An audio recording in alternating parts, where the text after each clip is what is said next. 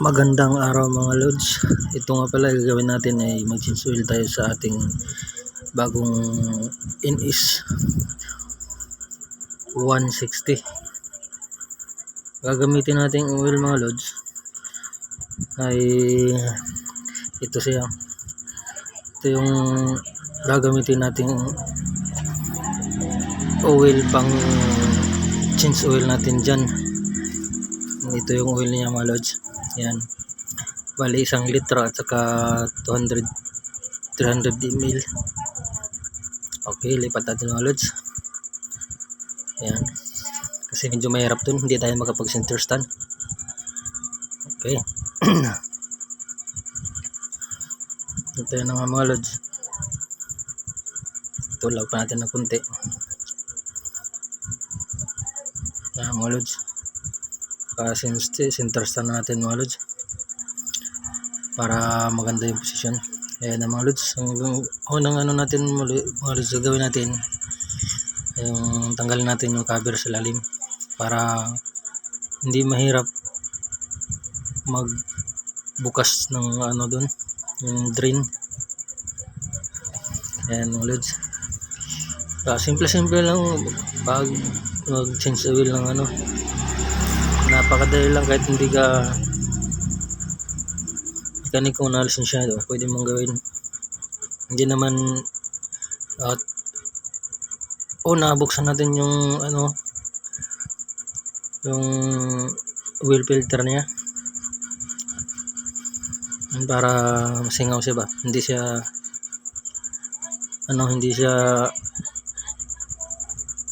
matuloy-tuloy na yung yung mamaya yung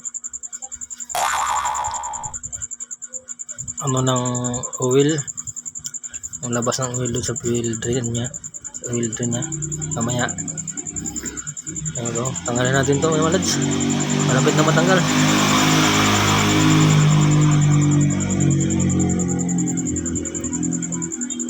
Yan mga lods. Okay, finally got it, natanggal na natin.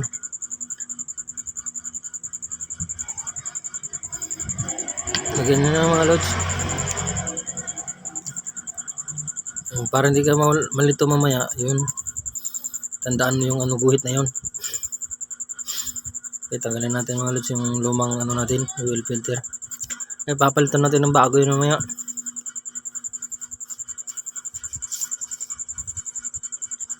Okay, yan yung luma mga lods. Okay, saka gawin natin, punasan natin ng basahan sa loob. Make sure natin na yung basahan walang walang kasamang bato. Saka yung takip, pupunasan na lang din natin itong takip nito mga lods. Dapat din hindi malagyan ng bato yan.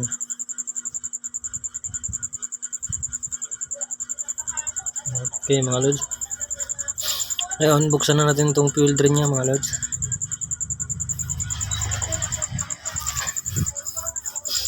Ganyan lang magbukas mga lods. Ayan, tandaan nating ikutin. Ayan, ikot-ikot lang mga lods.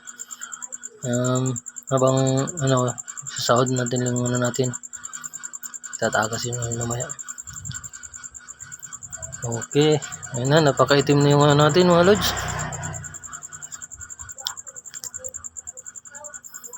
Dahil matatlong araw pa lang ata sa akin to, yung motor na to, 3, 4, parang ganyan. Change oil ko na agad kasi hindi ko alam kung na-change oil to ng mayari, ang unang mayari. Ay, stock daw kasi to Ang ginagawa ko, change oil ko na lang agad-agad. Ayan, pupunasan lang natin tong mga lods, oil filter niya yan sa drain. Bukasan natin ng mabuti. Ayan, tatakilidin natin para wala nang talagang laman. Pero total hindi naman nauubos talaga yan sa loob, knowledge, dahil wala naman tayong pang pressure.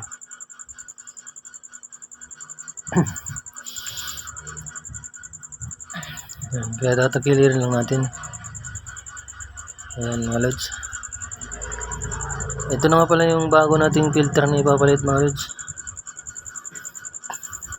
Filter ng oil filter niyan. Punasan natin ulit.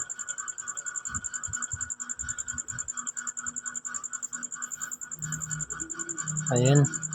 Ikabit na natin mga lods.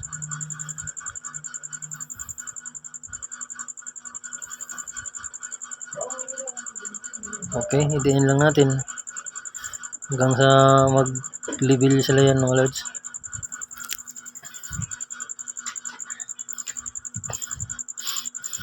Okay. Ayan mga lods. Okay, idiin pa natin mga lods. Okay, at ayan, nakabit na natin. Okay, yung ano yan, para hindi ka malito, hanapin mo na yung guhit na yan. Ayan, okay. Kabit na natin yung mga bolt natin na mga liliit, mga lods. Ayan. Ganyan-ganyan lang mag ano mga lods. Mag change oil ng NS160 na Roser. So, wala nga tayong proper na paglagyan ng ano eh. Maganda sana dyan mga lods pag malaki yung lalagyan para hindi kalat yung oil, yung langis na ano natin kinukuha natin sa makina. Yan, make sure lang kasi na mahigpitan natin ng maayos yan. Ayan mga lods. Ngayon ay dito na tayo sa fuel drain. Balik din natin yung ano, yung filter nya, ganyan. Dalawang click yan mga lods. Oh, ayan. Pagpasok mo dyan, hindi pa agad na yan. Dapat ikutin mo pa siya ng kunti hanggang na mapasok siya ng gusto. Ayan, balik natin yung takip ng oil drain. Yung ibang motor mga lods, nasa ilalim talaga yung drain nun. Ito sa atin, nasa gilid lang. Kaya madali lang siyang dukutin.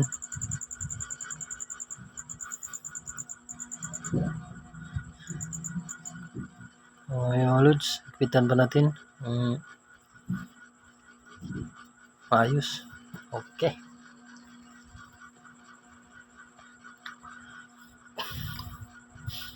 Balik natin yung cover mga lods. Dahil gawin natin pagkatapos niyan, saka tayo magsasali ng ano, ng ating change oil natin na bago. Okay, ipitan lang natin ng mayos mga lods.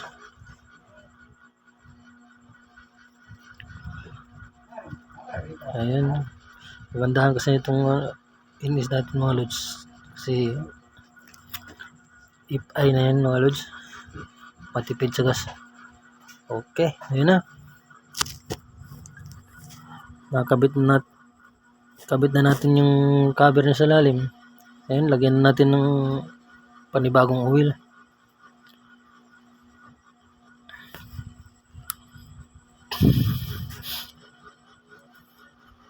Okay. Ayun na. Medyo ayan. Saka natin lagyan ng ano dyan mga lods. Ayan. Ba, napakadali lang mag-change oil. Ang yan is 160 nga Roser FI. Ayan.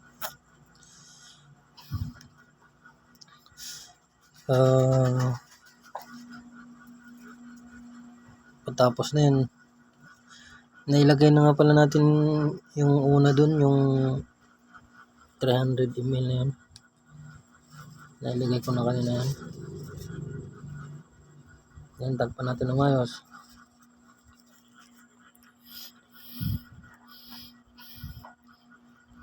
Ayan.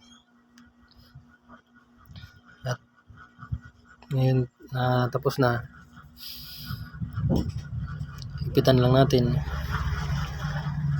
Tapos gagawin natin mga lods, papaandarin natin ang mga 5 minuto to 10 minuto para